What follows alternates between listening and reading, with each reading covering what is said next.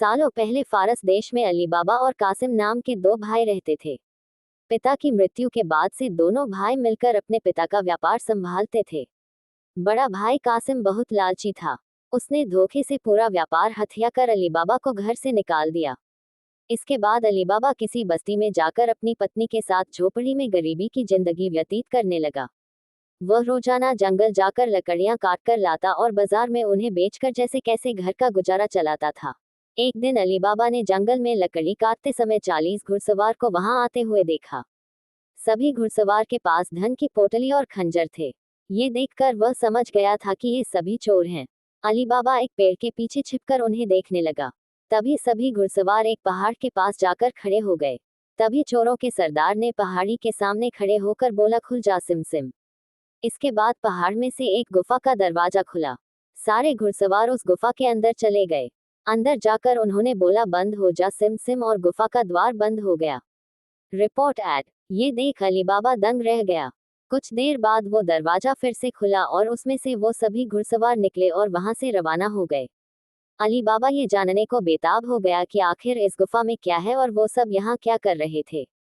इसके बाद उसने गुफा में जाने का फैसला किया। वह उस पहाड़ के सामने गया और बार बार चोरों के सरदार के शब्द बोलने लगा, खुल जा सिम सिम, खुल जा सिम सिम। गुफा का दरवाजा खुल गया। अली बाबा गुफा के अंदर गया और उसने देखा कि वहां सोने की गिन्नियां, अशरफियां, गहने आदि रखे थे। चारों तरफ खजाना ही खजाना था। ये सब देखकर उसकी खुशी का ठिकाना नहीं था। उसे मालूम हो गया था कि वो चोर सारा चोरी का सामान यहाँ आकर छुपाते हैं। अली बाबा ने वहां से एक पोटली में सोने की अशरफियां भरी और घर चला आया। घर जाकर अली बाबा ने इस पूरे किस्से के बारे में अपनी पत्नी को बताया। एक साथ इतनी सारी अशरफियां देखकर उसकी पत्नी हैरान रह गई और अशरफियों को गिनने बैठ गई। तभी अली बाबा ने बोला कि ये इतनी अशरफियां हैं कि इन्हें गिनते गिनते रात हो जाएगी। मैं गड्ढा खोदकर इन्हें छुपा देता हूँ, जिससे किसी को भी हम पर शक न हो। अली बाबा की पत्नी बोली, मैं इनकी गिनती नहीं कर सकती हूँ, लेकिन अंदाजे के लिए इन्हें तोड़ तो सकती हूँ। अली बाबी की पत्नी भागती हुई कासिम के घर गई और उसकी पत्नी से गेहूं को तोलने के लिए तराजू मांगने लगी। ये देखकर कासिम की पत्नी को उस पर शक हुआ। उसने सोचा कि इन गरीब लोगों के पास अचानक उनके पास इतना अनाज कैसे आया। वो अंदर गई और तराजू के नीचे गोंद लगाकर लाए और उसे दे दिया। रात को अली बाबा की बीवी ने सारी अशरफियों को तोला और तड़के सुबह उनका तराजू लौटा आई। कासिम की पत्नी ने तराजू को उल्टा करके देखा तो उस पर सोने की एक अशरफी चिपकी हुई थी। उसने यह बात अपने पति को बताई। कासिम और उसकी पत्नी यह जानकर जल भुन गए। दोनों को रात भर नींद नहीं आई। सुबह होते ही कासिम अली बाबा के घर गया और उससे धन का स्रोत पूछने लगा। ये सुनकर अली बाबा ने कहा, आपको कोई गलतफहमी हुई है। मैं तो एक मामूली लकड़हारा हूँ। कासिम ने बोला कि तुम्हारी बीवी कल हमारे घर से अशरफियों को तोलने के लिए तराजू लेकर गई थी।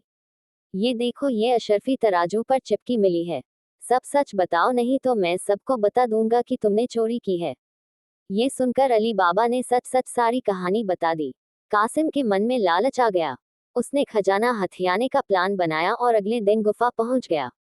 वह अपने साथ एक गधा भी लेकर गया ताकि वह उस पर खजाना लाद कर ला सके। गुफा के सामने पहुंचकर उसने अली बाबा ने जैसे बताया था वैसे ही किया।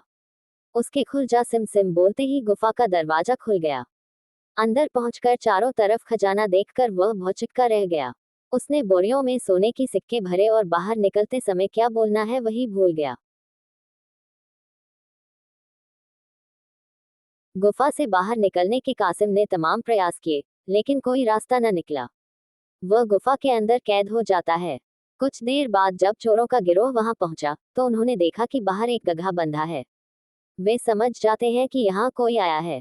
चोर अंदर जाते हैं और कासिम को ढूंढकर मार देते हैं। इधर जब कासिम घर नहीं पहुंचता तो उसकी पत्नी परेशान हो जाती है और अली बाबा के घर जाकर बड़े भाई को ढूंढकर लाने के लिए बोलती है। अली बाबा ढूंढता हुआ गुफा के पास पहुंचा तो वहां उसने भाई के गधे को घास चरते हुए देखा। वह समझ जाता है कि कासिम अंदर गया था और चोरों ने उसे पकड़ लिया है। अली बाबा जब गुफा के अंदर गया तो उसे कासिम की लाश मिली। अली बाबा लाश को घर लाता है और बिना किसी को बताए प्राकृतिक मौत घोषित करके उसका अंतिम संस्कार कर देता है। कासिम की पत्नी के कहने पर अली बाबा और उसकी पत्नी कासिम का व्यापार संभालने लगते हैं और उसके साथ रहने लगते हैं। वहीं जब चोर गुफा में आते हैं और कासिम की लाश नहीं देखते तो समझ जाते हैं कि खजाने का राज किसी और को भी पता है। वह गांव में जाकर पता लगाते हैं कि कुछ दिनों में किसके घर में मौत हुई है। चोरों को अली बाबा का घर मिल जाता है। चोर ने उसके घर के बाहर क्रॉस का निशान लगा दिया, जिससे रात के समय उन्हें उसका घर समझने में आसानी हो। वहीं अली बाबा ने जब अपने घर के बाहर क्रॉस का निशान देखा तो वह समझ गया कि चोरों ने घर का पता लगा लिया है। उसने वैसा ही निशान सबके घर के बाहर लगा दिया। रात में जब चोर आए तो सबके घर पर वैसा निशान बना देखकर दुविधा में पड़ गए और वापस चले गए। चोरों का सरदार चुप चुप बैठने वालों में से नहीं था। उसने उस मोहल्ले में अपने आदमी को भेजकर यह पता लगवाया कि हाल फिलहाल में कौन शख्स वहां अमीर हुआ है। इससे उसे अली बाबा के बारे में पता चला। उसने उसका घर अच्छे से पहचाना और रात के समय में तेल व्यापारी बनकर उसके घर पहुंचा। वह अपने साथ तेल के 40 पीपों को लेकर गया, जिसमें 39 में चोर और एक पीपा में तेल था। उसने सोचा कि रात में जब सब सो जाएंगे तो वो सब मिलकर अली बाबा को मार देंगे।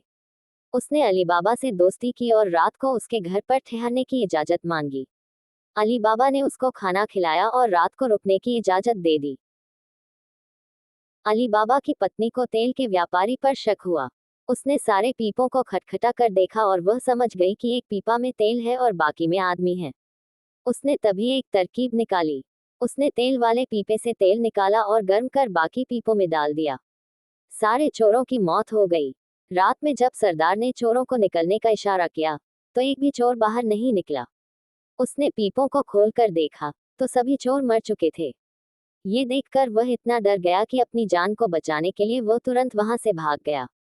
सुबह अली बाबा की पत्नी ने ये सारी बात अली बाबा को बताई, जिसे जानकर वह बहुत खुश हुआ। अब उन 40 चोरों के सारे खजाने का अकेला मालिक अली बाबा था। वह देश का सबसे अमीर शख्स बन गया था और खुशी खुशी अपनी बीवी बच्चों के साथ रहने लगा। कहानी से सीख: लालच मनुष्य का दुश्मन है। लालच करने से सब काम खराब हो जाते हैं। इसलिए कभी भी लालच नहीं करना चाहिए।